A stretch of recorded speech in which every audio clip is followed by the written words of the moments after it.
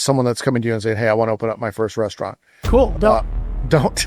For my first thing is like, if you can think of any other way to make money in life, don't. Hello, chefs. This is Chef's PSA, and I'm your host, André Natera. Today, I'm joined by James Trees, chef, restaurateur, and operator behind some of Las Vegas' most respected off-strip restaurants, including Esther's Kitchen, Ada's, High Steaks, and Solito Posto.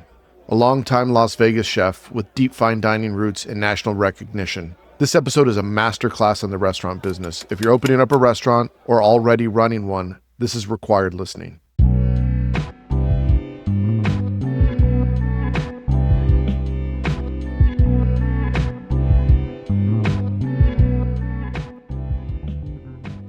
And I mean, half the stuff that we said, I shouldn't have said. So I'm like, like you said, you don't want to get canceled doing shit like this, but it's like, it's important that, you also tell the truth.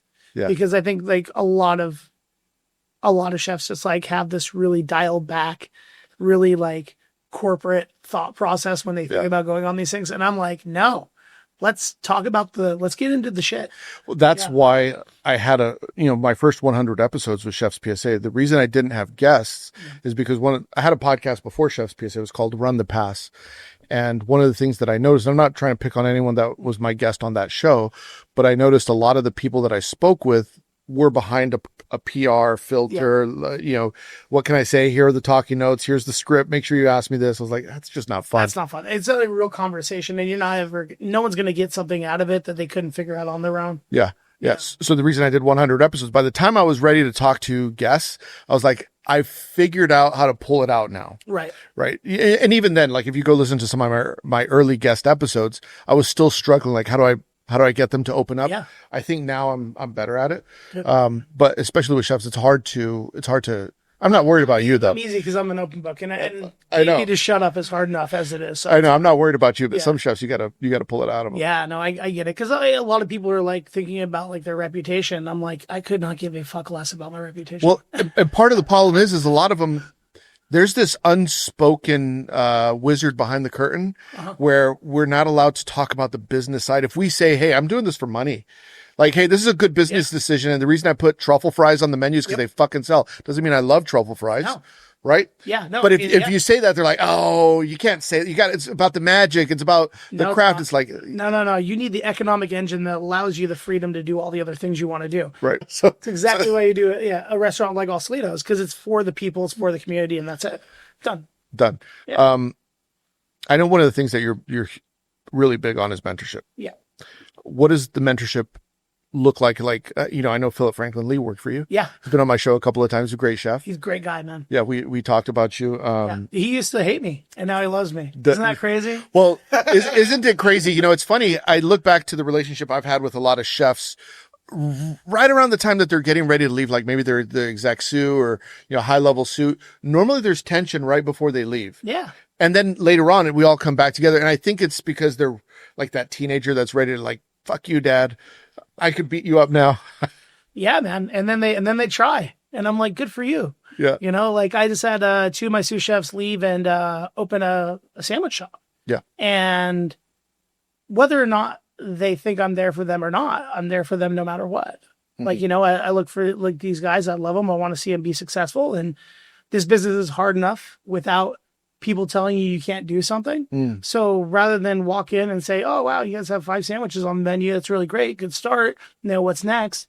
I was like, let me call my buddy who's an influencer, get him in here. And now they got a 6, they're their 6-month line. Like they're killing it, and like, if you can help people like that, that's awesome. Doesn't cost you nothing. All you have to do is be like, I'm going to be good to my guys. See them grow, see them accomplish. That's what you want to do. And, we probably don't have the best relationship right now, but in a few years, I'm sure they're going to realize that, that what I was doing for them was to help build them up so that way they can go off on their own. Mm-hmm. I think one of the biggest things with mentorship that people don't talk about is it's not about being nice to people. It's not about being kind. It's about teaching them the things that they're going to need to know in 5 years, right? It's like downloading information into them, like the way that my mentor, Stephen Fretz, did. Like, he was like, you have to come to every P&L meeting. And I'm like, why? I'm like, I want to cook, like we're creating great food here. We got Jordan Kahn as our pastry chef, we're rocking and rolling. We're crushing this out. We're doing some really cool stuff. And then that restaurant closes because the finances don't work. And I'm like, oh, well, I guess it's not about that, right? It's about understanding that he was trying to teach me something that even to this day, I now teach people, which is how to run a P&L, how to run a business, knowing what prime cost is, knowing that you don't cost food off of food cost, right? All of these things that chefs are told and not taught. Wow. You said something very interesting. And it's like, I want to go down this mentorship conversation, but you said something that is so true. You don't cost food off of food cost. Correct. Can you break that down for me? Yeah. Because I think it's one of these things that when you're an operator, right? But when you're in school, it's like cost divided by sales. And a lot of people will come to me and say, hey, can you teach me about food costs? It's like, I can teach you the formula, but food cost is a philosophy. There's a lot to it that's not just cost divided by sales. Exactly. I think that one of the things that people don't really think about when they think about food costs is something called velocity, right? So the theory of velocity is basically if you can create the top 5 items on your menu being the lowest food cost, that is the way to create the velocity of those items to lower the other items. Like I have a steakhouse called High Steaks at the Rio. Great steakhouse. We have a prime Creekstone ribeye from Colorado, the natural program. Thing cost me $45 to put on a plate, right? How do you sell that for $97 at a 50% food cost? The way you do that is you have other items that are going to sell more that are much, much lower food costs. Things are like 9, 10, 8% food cost. Because when you're making pasta and doing all these things, you can create those items. And if you make those items awesome and things that people are going to want to order more than that ribeye, then all of a sudden your food cost goes down overall. So it's creating velocity. So what I do is I have a spreadsheet that basically you put in all your items, you put in the theoretical food cost, then you put in the number of sales. And what it does is it creates a velocity report. And basically it'll tell you what your real theoretical food cost is. Because when people do food cost item by item by item, it's not really telling you what your number is going to be, right? You have to add in the velocity. You also have to add in the idea that the higher something costs, the less it's going to be ordered. So understanding how to create pars on those things so you don't have any waste, and then also creating items that also use that at a lower cost. So that way you're able to use that product. You could, like I tell my chefs, you can use any product you want as long as we build it in. So that way it doesn't ruin the food cost and then the labor cost goes off. Or if something is so labor intensive that you have to double, triple, quadruple, quintuple the cost of it. Like those are things that we don't talk about as chefs. Like understanding how to manage that top part of your P&L, right? You have all your sales and then you have all your costs. That's the first part of it. The thing that is in this business that has changed in the last 5 years is labor cost. Labor cost is more of a kind of like noose than people realize, because you want to have about 12% back of the house labor, right? That's really where you're going for. You really want to have it dialed in where your prime cost is about 65%. If you can do that, then you're going to be in a good spot, because you can't really not make money if you're hitting a 65% prime cost, right? And this is stuff that we don't talk about as we talk about as operators, because like when you get around chefs, they're like, oh man, my food cost is 19%. You get around chefs, they're like, I'm using this great product, this is badass, like, right? Yeah. You get around operators and they're like, hit a prime cost of 67, we're killing it. Right. And for people that don't understand because we always talk labor cost, we always talk food costs, can you explain what prime costs are for people that... So prime cost is sales divided by the combination of food costs and labor costs, and benefits and manager salaries. So all of that in one column, you hit that number, which is considered also, it's a percentage, or it's considered gross profit, because then you take out operating supplies, then you take out rent and occupancy and all that stuff. And so that comes off, and then you end up with an EBITDA, which is, theoretically where you want to be in the positive.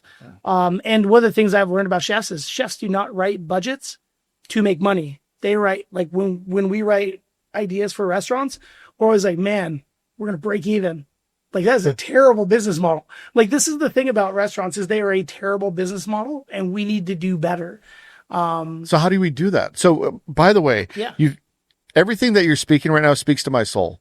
Sometimes when I'm on Chef's PSA and I got to talk about, like, oh, let's talk, but this is the nitty gritty that people need to learn. Yes. And sometimes it's like, hey, this is what you have to understand if you want to be a successful restaurant operator, restaurateur, successful chef, because a lot of people are really good at cooking. They open their first restaurant and they close their first restaurant shortly after that. When you're talking about the $45 steak that you're selling for $90, what people don't understand is every time you sell one of those, you're bringing a lot of dollars to the bank. And a lot of times people will look at that and say, we can't have a 50% food cost item on the menu. Is like, well, you can when it's because that Caesar salad that's at 11% is only bringing $6 to the bank. Correct. Yeah, but your velocity on that is going to be 20x what you do on that ribeye. Right. So all of a sudden, that's where the velocity, theory comes into play, is because I've seen a lot of places that are like, oh yeah, we have great steaks on the menu, this, that, and the other thing. For us, it's the wild game at high stakes. So we have venison, boar. We did a porchetta. We're doing the elk. We also have, like, we call it lion, but it's like a lion's mane mushroom. Yeah. So we have all these different things on the menu. We're adding antelope. We're adding, rack of lamb, those kind of things, as we're kind of developing and moving this concept forward. And what I'm noticing about the game is we have to price the game at 6x to make it compete with the beef, or else it'll seem too cheap. Mm-hmm. Right. And people don't really understand that.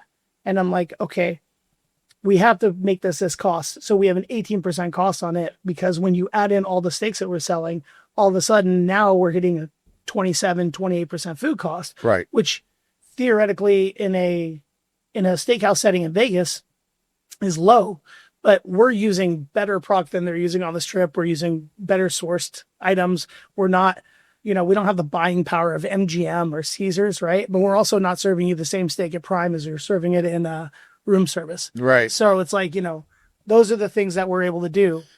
But it's all about understanding cost. It's all about understanding flow through. It's all about understanding all of these things that as an operator, you have to understand. This is a high level conversation for a lot of people right now, because the audience it's a mix of cooks that are just starting, and then chefs that are operators and everything in between.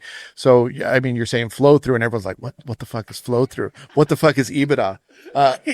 So if you had to explain that for someone that's never heard either of those two terms, can you explain? Let's start with EBITDA. Kitchens are brutal right now. Everyone knows it. Fewer people on the line, margins tighter than ever, and somehow the expectations keep going up. There's just no room to miss anymore. I was talking to a chef recently who said the biggest stress wasn't the volume, it was the mental load. Babysitting food, timing everything perfectly, trying to be everywhere at once. And that's where equipment matters more than people want to admit. Rational's technology comes up a lot in those conversations. The iCombi Pro, the iVario Pro, overnight roasts that don't need to be checked. Custom programs for all your recipes, consistency without hovering, completely automated cleaning, monitoring everything from your phone, the list goes on. And what really buys you the headspace? Less standing over pans and more time to lead the kitchen instead of constantly putting out tiny fires. When you're down to cook, when the prep list is rough, when the production ramps up, think rational. Okay, so EBITDA is basically the line before, debt and amortization, which those are some other terms that look them up. Yeah. At the end of the day, it's basically you're depreciating the value of the items in the business, the chairs, the tables, all that stuff. So as you're able to do that, it's a tax breaks incentive. That's all that is when it comes to amortization. And debt is what you're carrying as far as like what you need to do to pay off any kind of loans and stuff. But basically, EBITDA is prime cost minus those two things. So then flow through is a theory that when you have your restaurants rocking, right? People are happy, things are going. Let's take Esther's, for example, right? I can't have any more cooks on lawn. I can't have any more servers on the floor. I can't have any more hostesses. I can't have any more runners. I can't have any more dishwashers. I can't really bring in any more product, right? Theoretically. Basically, what happens is if you're operating at 50% of your capacity, you're basically not able to create flow through. When you start getting to 80, 90, 100, 105% of your max capacity, AKA you're turning tables 2 and 3 and 4 times per service, all of a sudden you're getting more value out of that labor. By doing that, you're creating flow through because you don't have to have more cooks. You don't have to have more, people. The economies to scale kick. Right. So, and that only happens in really busy restaurants that are creating large amounts of profit. What is a healthy flow through percent? What do you go for? Like 50%? Yeah. So here's what's crazy. Like, a good restaurant is doing 10% profit, right? That same restaurant with 50 more covers a night creates 15% profit. That's what flow through is, right? So like, as you're looking for it, if you can see it and if you can get there, what ends up happening, that 10% naturally becomes 17, 20, 22%. Like, and that's when you hit that kind of restaurant margin, it takes years because you've got to really know your P&L inside and out. You got to really monitor your operating supplies and all the bullshit that people throw in there, right? Because people like fancy napkins and people like this and people like that, and they like to over order on those things because they're just sitting there and they don't have to think about them. But when you really optimize and you've been teaching your team for years and years and years to optimize these things, all of a sudden that 12% profit turns into 17. And that 5 points is just you understanding flow through and being able to create that. Right. It's not luck. That's the other thing people have to realize. It's not luck. You're pushing your team to a certain level without having them stress out or break, but it's also about making sure that you're getting the most out of them to create that flow through. And that really is, 10% profit is what everybody kind of like strives for. That's a great restaurant. When you start seeing those bigger numbers, that is a restaurant that is kind of like taken on its own voice and its own kind of like legitimacy. Right. So the best one is our cocktail bar. Because cocktail bars get extraordinary flow through very quickly.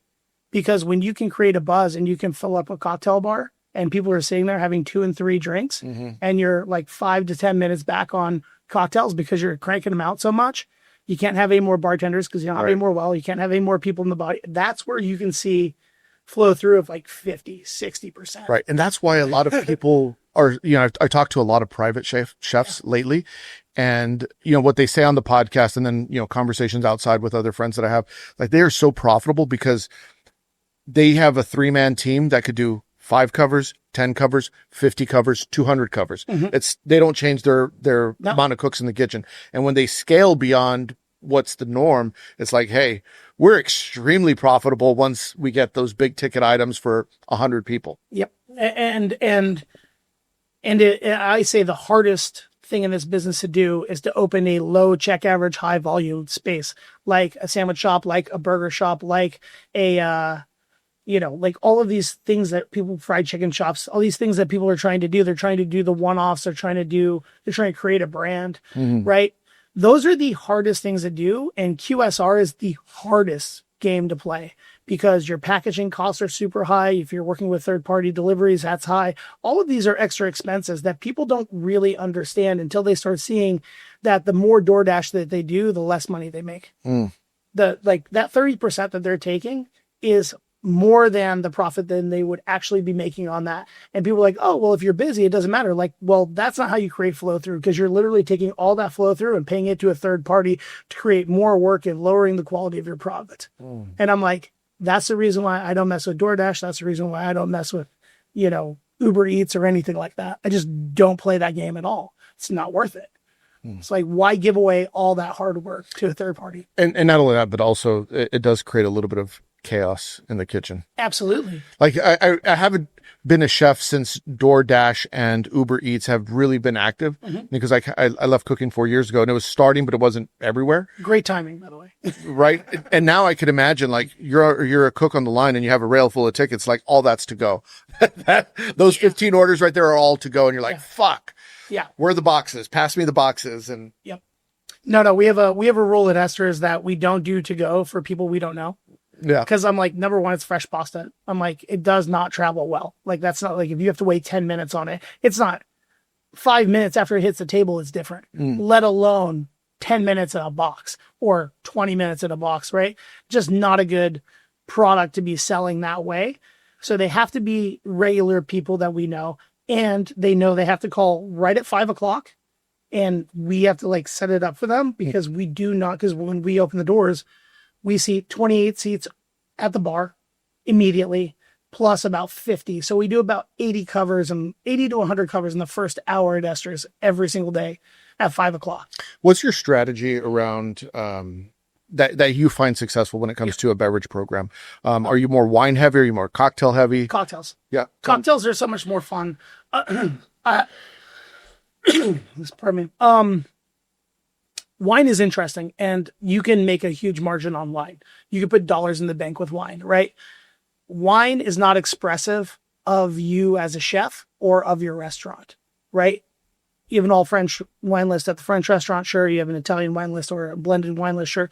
That's not really what it is.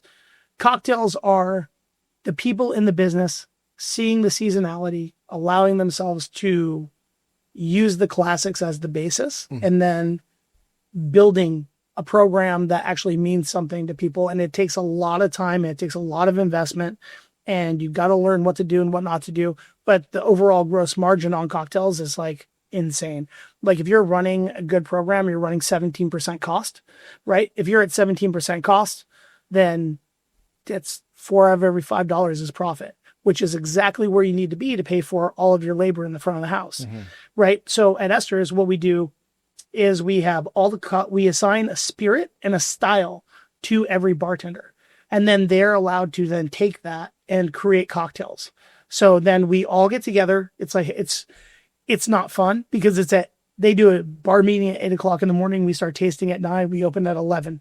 They have to go in the well with their products in front of us, make the drink. We all taste it. We critique it. We say, why are you using that gin? What is the cost on this product? How many ingredients are in that, tincture that you're making, and how long does it take to make, and what volume do you have to make it in?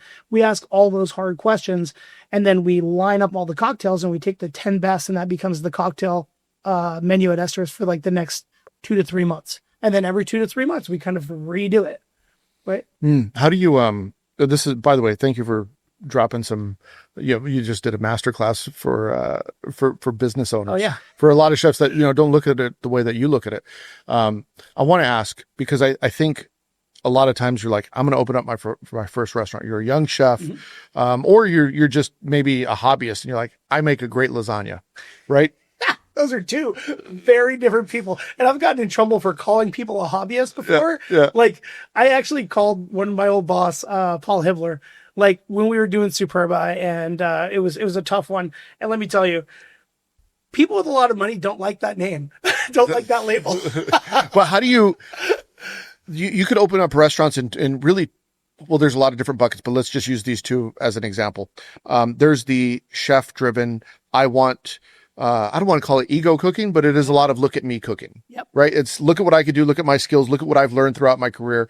And I'm going to show you something that's unique to my identity. And here's the food. And maybe it's a tasting menu, or maybe it's not, but either way, these are original dishes or, expressions of my travels. Yeah. Right. And then on the other hand, it's like, nope, we're going to open up an evergreen concept that stays busy. Yep. I don't want to say it's for the people, but it's not for other chefs. It's for everybody. It's a little bit more inclusive. Right.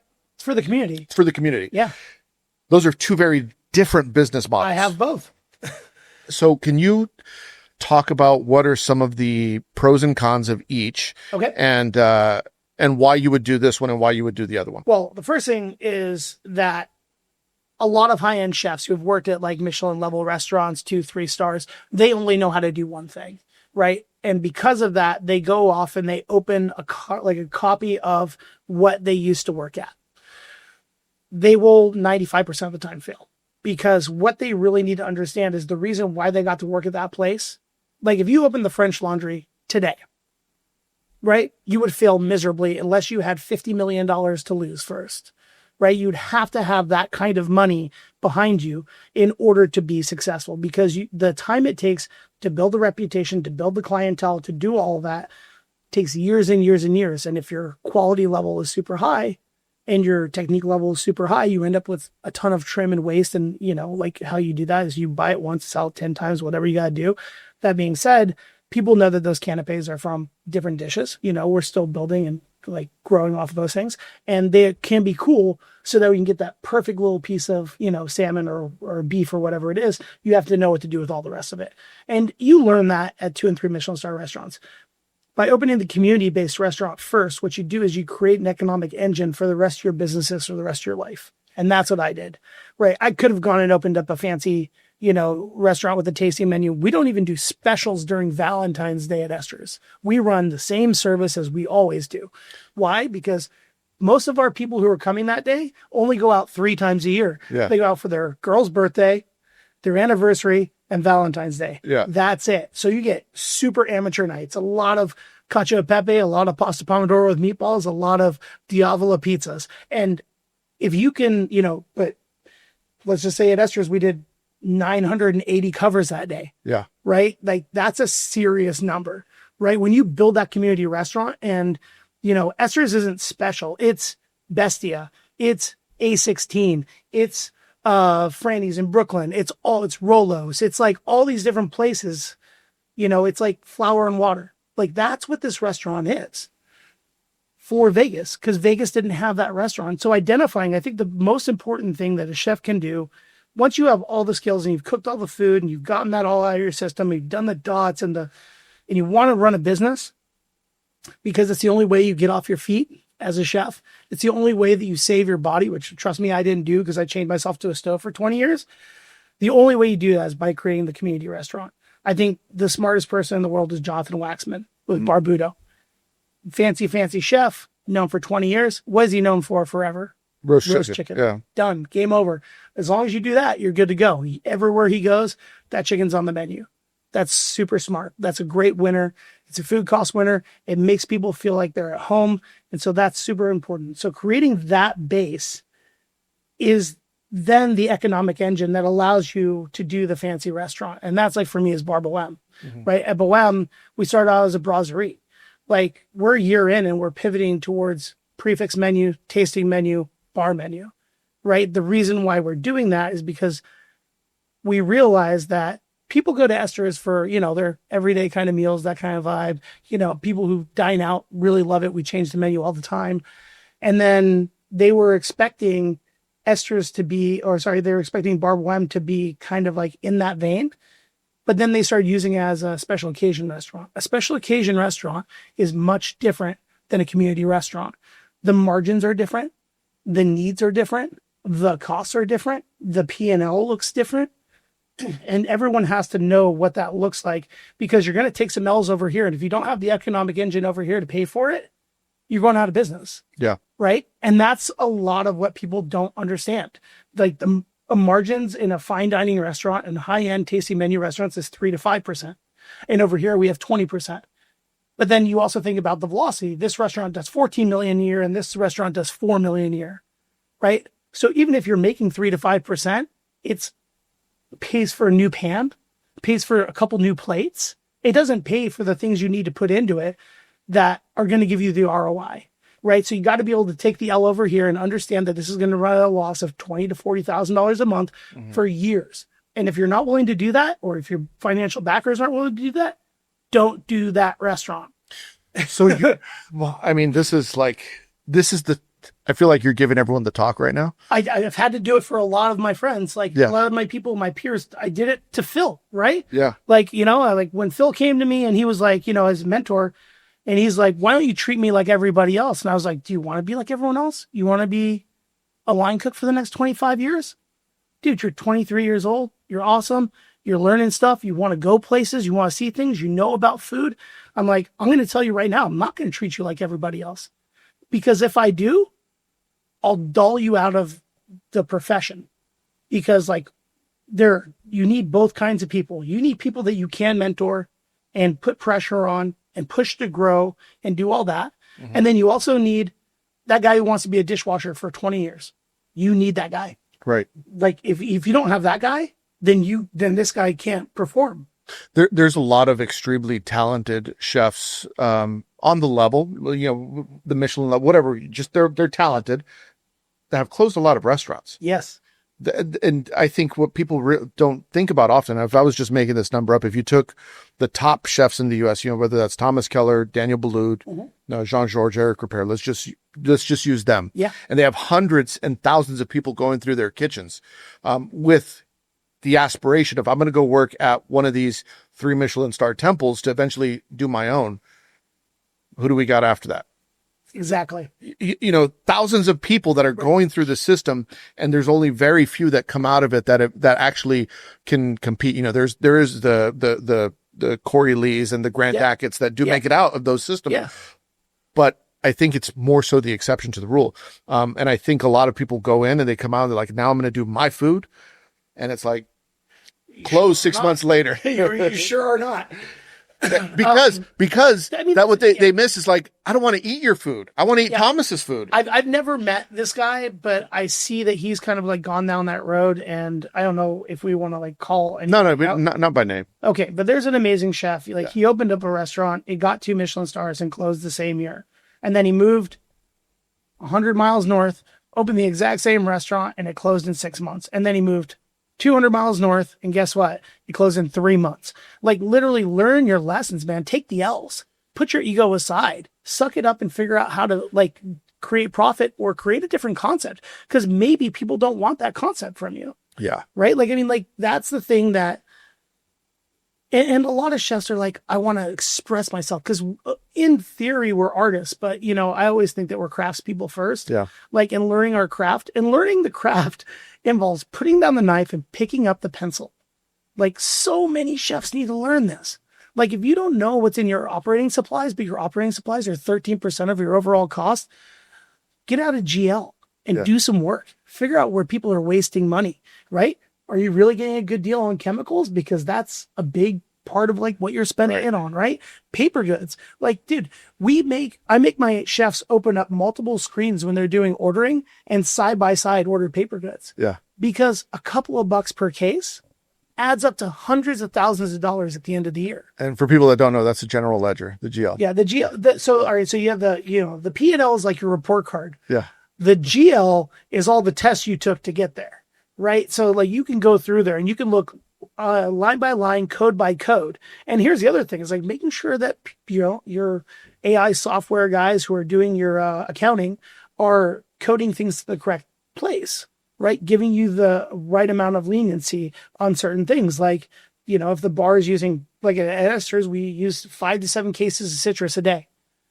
If we don't at the bar, if we don't get that money back, and that's just for juice, right? So if we don't get that money back from them and then put that into their costs, all of a sudden they look like they're, running 8% cocktails, and then all of a sudden the kitchen's running 35% food costs, and you're like, wait a second. So it's about getting people to understand what the GLs need to be, where they need to go, so that way you as a chef are actually in control of like what you think you're in control of. Because if the bar manager is dumping a bunch of like wine on you, that it isn't for cooking, but it's going in the reserve wine. All of a sudden you have, this explosion in cost. All of a sudden, if you're not educated as a chef, you become the scapegoat for the restaurant. Right. Right. And we've all been there, right? Yeah. Like I believe you were in hotels, right? Yeah. Hotels are notorious.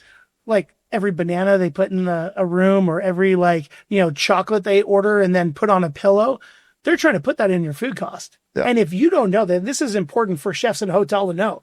If you don't know how things are coded in a hotel, you can get royally screwed. And then you become this crazy scapegoat for all of this like mismanagement on the hotel side. Right. Right. Isn't that wild? Yeah. And they don't. And what's a problem in a hotel is, you find out that the bananas have been charged to food costs. And you say, I didn't even know we were giving away bananas.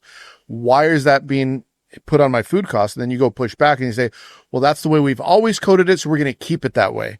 And then you're fucked, because now you have to explain every month. Like, you can't, your food cost is up 2%. Well, you can't say it's 2% of bananas. Well, but we've been doing it the last 10 years that way. So you can't say that. Right. And in those 10 years, did anyone ever hit their food cost bonus? Right. Did anyone ever I bonus out my chefs extremely heavily for the industry, right? Like I pay them well. And on top of that, I bonus them. Because I want them to hit their food costs. I want them to hit their labor costs. I want them to hit their prime costs. If they can do that, then I'm like, dude, here's the money. Yeah. It ain't mine. You guys went and earned it. All yours. So being in Vegas, talking about the culinary scene there, honestly, I don't know who I was talking to the other day, but it was like, man, for a period of time, Vegas, arguably, you have New York and you have San Francisco, but arguably, you had everyone in Vegas. You had Joel Robuchon, you had Alain Ducasse, you had Guy Savoy, fill in the blank. Yeah. When the Michelin Guide came through here, you started noticing, okay, you got a 3-star here, you got a 2-star there, and all of a sudden, like, you had this flock of young culinarians all going to Vegas. And I think when the Michelin Guide left, and the news outlet media, so they stopped writing about it as much. And Vegas still has a strong culinary scene, but now they're talking about this city and that city and this city. Vegas isn't talked about so much. Being that you're from Vegas and you have all your restaurants there, did you notice a shift in the culinary talent before and after that? I mean, obviously, yeah. So I started cooking professionally in like being paid in 1997, a year before Bellagio opened. So I got to work with some really great people at the Mirage, which at the time was the best hotel you could ever want to work at. Gustav Muller, CMC, was the head of food and beverage. His number 2 is Bart Mahoney, just an amazing person, a mentor to me as well. But they let me start cooking when I was 15 in that hotel. I did the internship that the CIA guys did when I was 15, right? I got an opportunity to work with Luke Palladino, Alessandro Strada, like right there before they opened Renoir, before they opened, all their big name restaurants. And What does Strata have 2 at the Wynn? So he had Alex at the Wynn, which I helped open, which I joined that team. Later on, left Bradley Ogden to go there, and which, by the way, was not a good fit for me. Which, I mean, we also should talk about, like, some things are not a good fit for people. Right. And like some systems don't work for people. And then, and then he had Strata, which is more casual, which is more like an Italian, like kind of like thing. It was right across from the poker room there. But I remember it just being packed all the time. And, And by the way, if I could interject here for a minute, a lot of today's chefs need to know that name. Like, they do. Like, he was Iron Chef Italy for a while, right? Yeah. Yeah. I mean, he's a legend. He's a legend. And I think great. People need to do their culinary history, like learn who some of these chefs that, aren't on Instagram are. Yeah, man. Like knowing your history and your call that Providence, right? Like, I mean, like, Michael Simrewski has an amazing restaurant, just got 3 stars, called Providence. I got to stage with him for a couple days at the Water Grill when he was the chef of the Water Grill. And back then, if you got a DUI, you got 30 days in jail in LA. And so I walk in and he's like, well, my roast cook is on a 30-day vacation, so you're going to come over here and cook with me. And I got to work with him on a station, and we're literally breaking down lobsters to order, cooking and breaking down lobsters to order for plated items in this restaurant. And that's when, Water Grill was comparable with Le Bernardin, right? And I had worked at Le Bernardin and I had seen this, and I was like, I never saw Eric cook like Michael did. Michael Simrewski is probably one of the greatest cooks I've ever seen, like, work. And he does it just so calmly. I hate it because it's nonchalant how good he is at it. Yeah. Right. And so those are the people that, like him, Alessandro Strada, his whole entire team.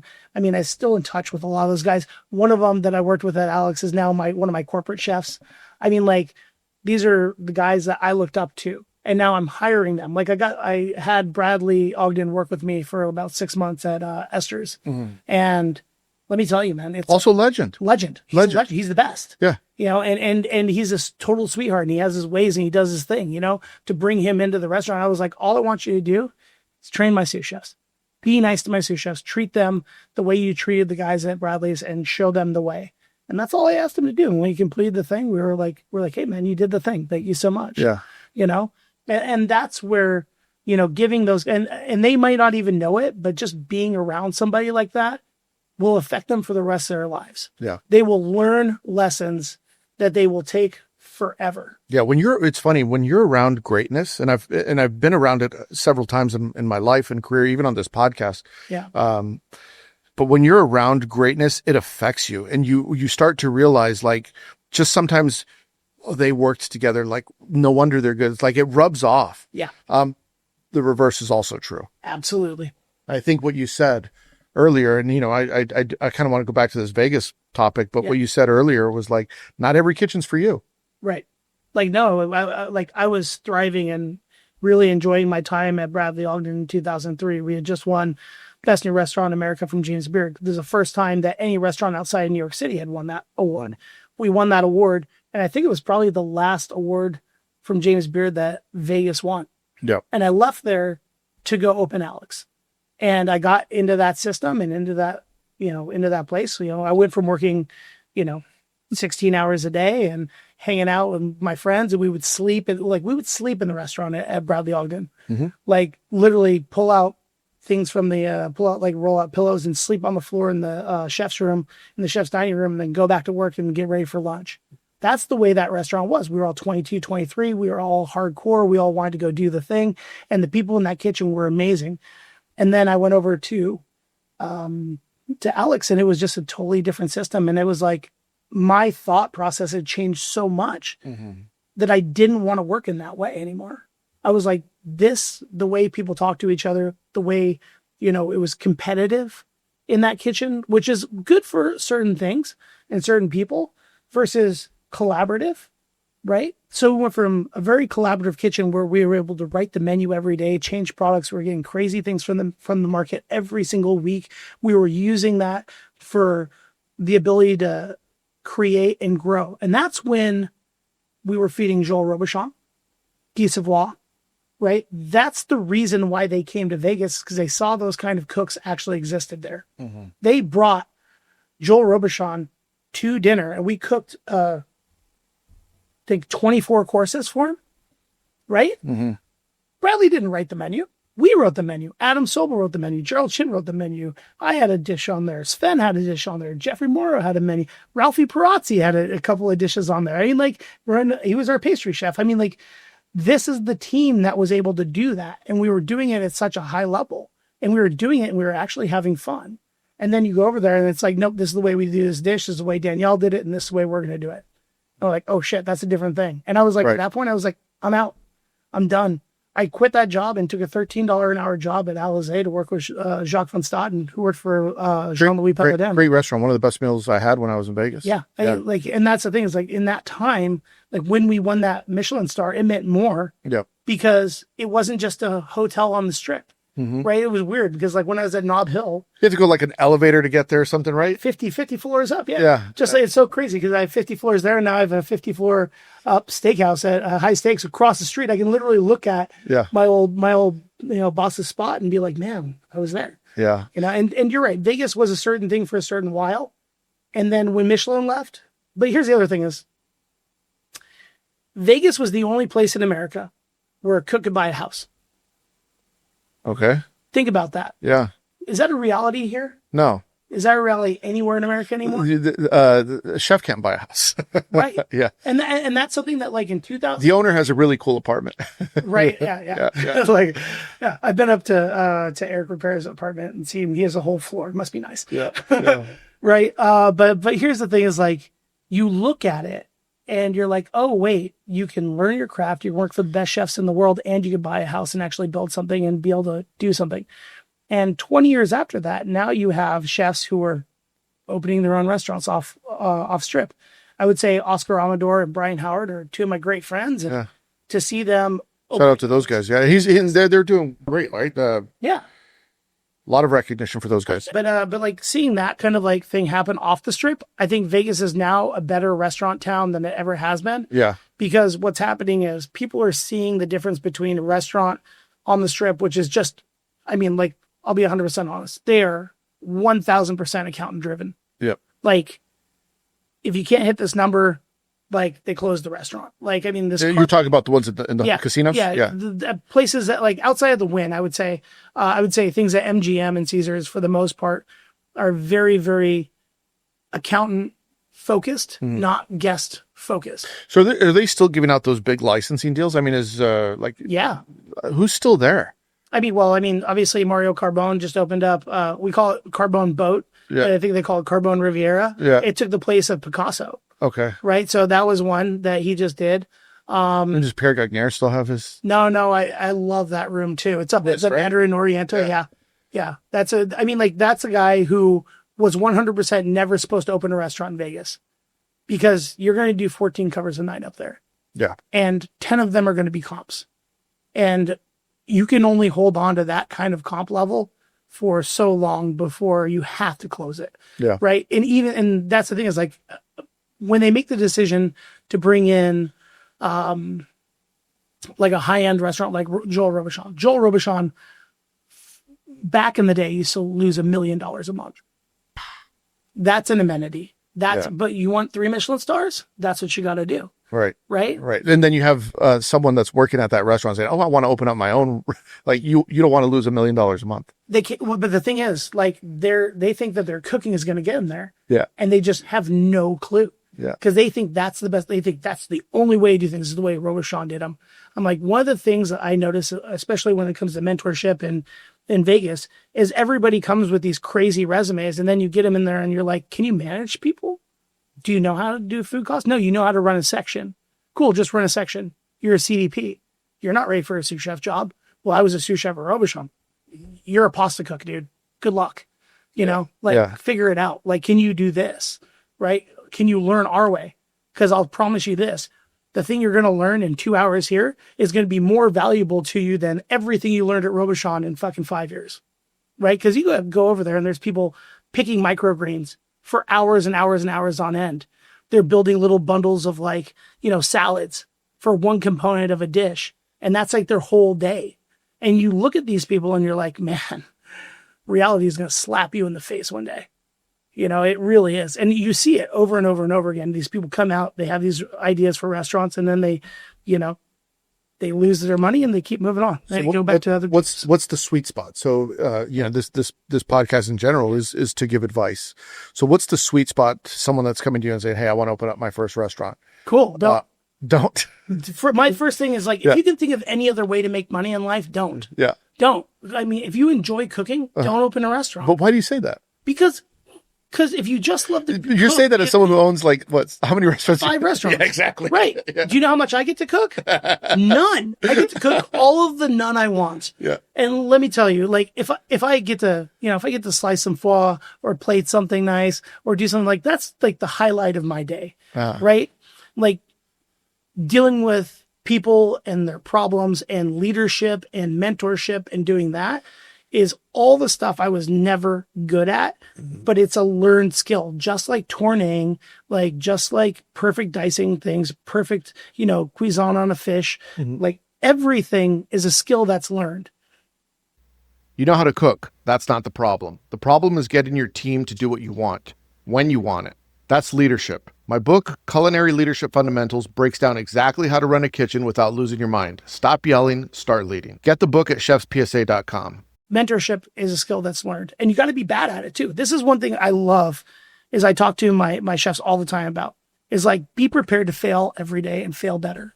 If you fail better every day, eventually you'll win. Mm-hmm. Right. So, okay. You come in, you open your restaurant and, you look at your P&L and you're failing. Well, next month you get another report card. And what are you doing to actively change that? And can you make the decisions that you really need to make that profitable, which kind of leads back to that old philosophy. I would rather live for 1 year like no one else would live so I can live the rest of my life free, right? Having the freedom, are you willing to break all your ideas of what success looks like to actually be successful? Mm-hmm. And that's something that a lot of chefs need to learn straight out of the gate is you are going to be the best sous chef. And then you're the worst executive sous chef. And then you're the best executive sous chef. Then you're the worst executive chef. Then you're the best executive chef. Then you're the worst corporate chef. Then you're the best corporate chef. Then guess what? Then you get into ownership, right? Because there's levels to this shit. And then you're the worst owner ever. When I opened Esther's 8 years ago, I was the worst owner ever. Why? Because I didn't know what I didn't know. I was a Momo. Right? A Momo is just a guy who doesn't know what he doesn't know. I can run a food cost. I can do this. I've run restaurants. I've run groups before. This should be easy, right? It's not because you don't think about all the things you don't know. Now you're the plumber. Now you're the electrician. Now you're the IT guy. Now you're the guy who has to pay for everything, every screw in a wall, every half rack of dishes that gets run that isn't full. You're paying for that. And then you really realize how this game is played. Like, people usually lose the game before they ever open the restaurant because they don't know how to read a lease. That's it. Let's start there. All right, cool. All right, leases. Leases are a negotiation. If you take what they're giving you, you're out of business. End of story. Because they already know what your break even is to make money there. Because they're already modeling what you're not modeling 5 years out, right? They're already winning. So getting a favorable lease, especially when it comes to these like large corporations who have like the best real estate, is so important because they're on top of a pile of debt, which they have to pay down. And then they're using your lease as a security, right? So you have to realize this. So our first lease at Esther's, I was afraid to take the bigger space that was 3,600 square feet. So I put us into 2,200 square feet at $1.30 a square foot, which sounds insane. But like, if you had seen like where I was looking, no one else was looking there, right? So by having a favorable lease at Esther's created profitability right out of the gate. That's super, super important. The second part is in that lease, just know what do you need to get a lease? What do you need to get an SBA loan? People don't understand that. People don't know you have to own a piece of property to get an SBA loan. Or if you're in my crazy world, my mom signed her house over as collateral for a $250,000 loan that let me get to the finish line. Now, when your mom's house is on the line and you're under all that pressure, you're not going to be nice to people, right? You're not. Like, everyone costs you money. Everything is hard. You're under a ton of pressure. You know, if you lose, your mom loses her house. Can't lose. Fuck your ego. That's really the truth. Like, you can't allow yourself to lose. So you have to cook for people, right? So that's where having the lease, understanding what goes into it, understand that if you close your restaurant, they own every stove, every chair, every table, every bottle of alcohol, everything. They own it because you're defaulting on 20 years of payments. Now they have to go back to the bank and say, hey, I have this asset that's worth this amount of money, right? People don't know that. Can you talk about like, and again, just educating people, triple net, TI, what are we looking for? All right, cool. So what does it cost to build out a restaurant? My purpose built from scratch is $600 a square foot. If you think you can do it for less, you can't. You're going to be cutting corners. You're going to end up with a lot of holes. My TIs are tenant improvements. That's like the money the landlord gives you. And a lot of times they're not giving you money. What they really are doing is giving you free rent, which means you still have to have that money in order to get it done, unless they're also your builder, right? So knowing, is your landlord a construction guy or is your landlord a realty group?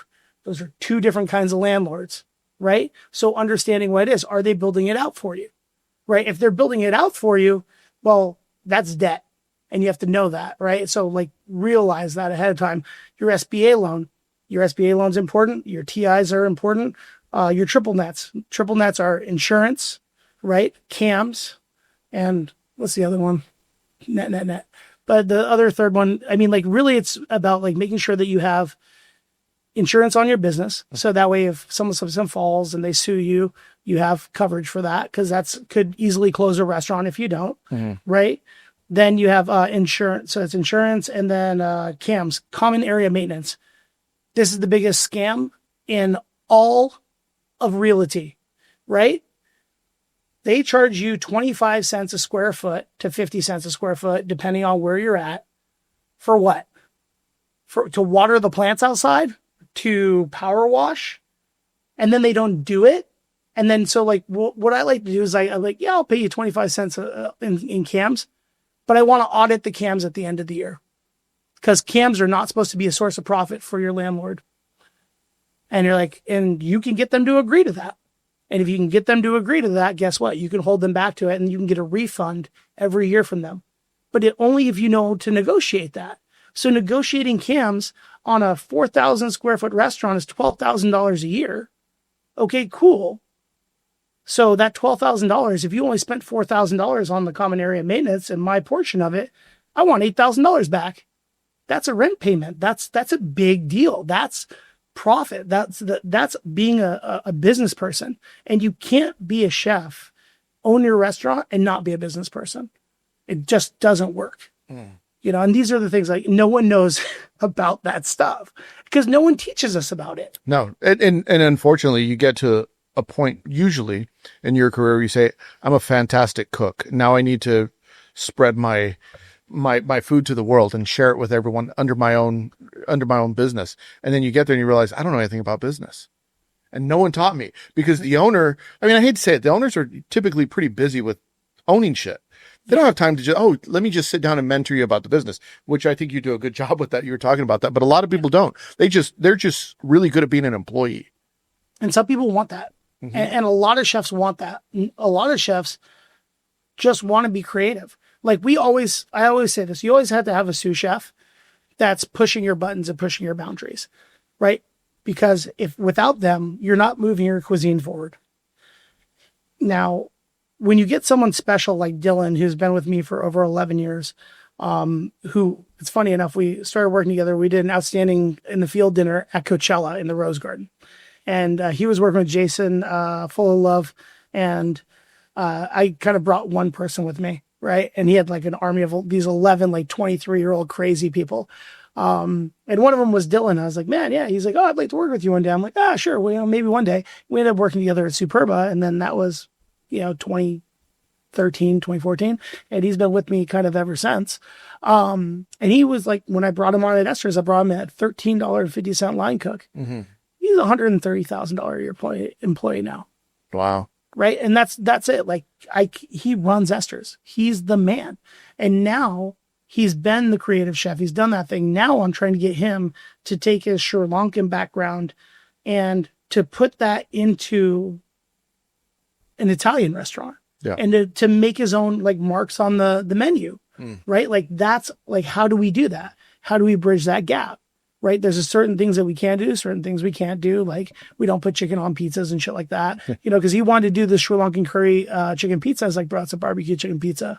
Like we're not doing it. Yeah. And he was like, so figure out a new avenue for that. Right. And then like he does this amazing Sri Lankan curry that we did with, Jimenez Farm goats.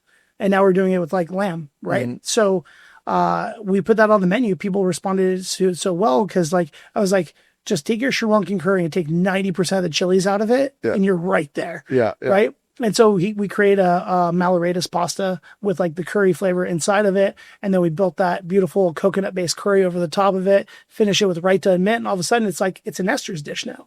Mm-hmm. I'm like, that's so cool. Now he's starting to do that. And now he's starting to influence those things on the menu and starting to create new food that is really special.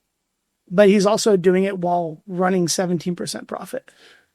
That's a good story. So it makes me think about the current generation of chefs and cooks that are coming out of culinary school or just now navigating into the industry. Yeah. What advice do you give them? Because times are obviously different.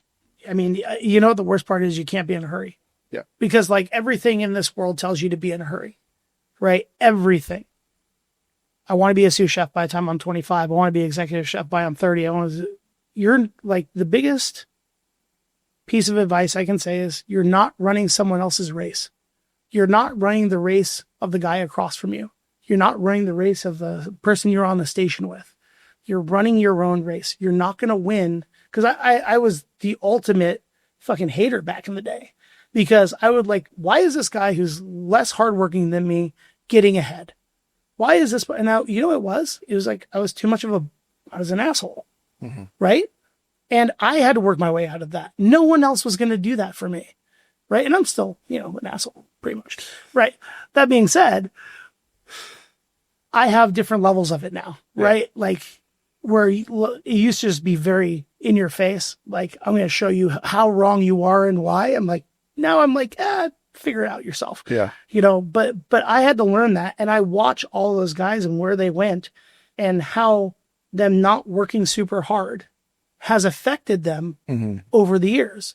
Like their race is completely different than mine. Some of them are corporate chefs. Some of them are going out on their own now. Some of them have their own restaurants. Some of them have 42 restaurants like Phil. Right. And I'm just like, you learn that everyone else, like you've met Phil, like no one's going to tell him no. Yeah, no, he won't take no as an answer. He's a really inspirational chef because when you talk to him, you realize like, he's got something special about him that, and it's this, confidence and belief in himself. Have you ever played poker against Phil? No.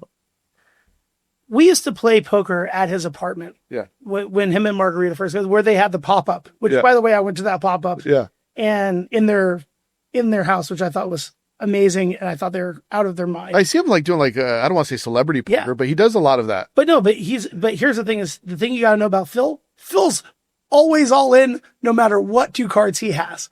He's always willing to put it on the line. And that is something as an entrepreneur that he definitely has in spades. Yeah. And you know what? It's bitten him in the butt a couple of times, but it's led to so much of his growth. But it's who he is as a person, right? Yeah. And the way he runs his race is not how I'm running my race. It's not how, other people in our industry are running their race, right? So when you get that person that is undeniable, you're not going to tell him no. What you can do is you can tell him, hey man, think about these 3 things before you go make that decision. Think about, what are you building? Think about why you're doing it, and think about how you're going to be successful. And if you can think about those 3 things and be critical of it, and here's the thing is like, talk to yourself about it, hold yourself accountable for it, right? If you can do those 3 things, go for it. The worst case scenario is that you have to go back and start over, right? And here's the thing about Phil. Phil is always rebuying when we played poker. I would just wait, beat him, and then he'd rebuy. I'd wait, I'd beat him, and he'd rebuy. I'd wait, and beat him, and rebuy. It was just the way it went. At the end of the night, he had all the chips because he would never stop reloading. He would never give up on himself. He believed he was good. Yeah. And that is something that, like, you see that in somebody, you're like, man, this guy's going to go far. Yeah. Where he's going to go, I have no idea. Yeah. But he's going to go far. And well, he's doing well for himself. Yeah. And you see that in cooks too. You see that in chefs. And this new generation, like, just take the time to learn the foundation of cooking and realize that dots on plate and schmears and all that stuff are all great and all. And having that technique and understanding how to build those things, I mean, like, it takes 6 months, right? Then you have to learn your craft of your cooking for 10 years. And then you have an opportunity to start building a career out of this thing. And I came out of school with a bunch of debt and I had to pay it down, which is great because I had to live within my means. I had to take jobs I didn't want to take because of that situation. A lot of people are in that situation. They don't know how to get out of it, so they quit. There's a lot of chefs who are real estate agents in Vegas, right? There's a lot of chefs who, go sell food, right? And sell products. Like, that's an easier life. You get weekends off, you do that thing. And if that's their journey, man, by all means, cool. Good for you. And that's the thing is, like, I used to look at those people as sellouts, and now I'm like, man, good decision for you, man. Like, you don't want to go all in all the time. That's okay. And I think that's something we should really talk about is like the transition out of this business, right? Like, you've made the transition out of kind of cooking day to day.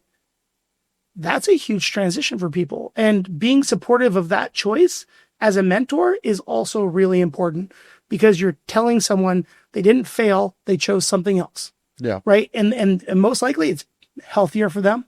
It's more sustainable. It creates a better life for them.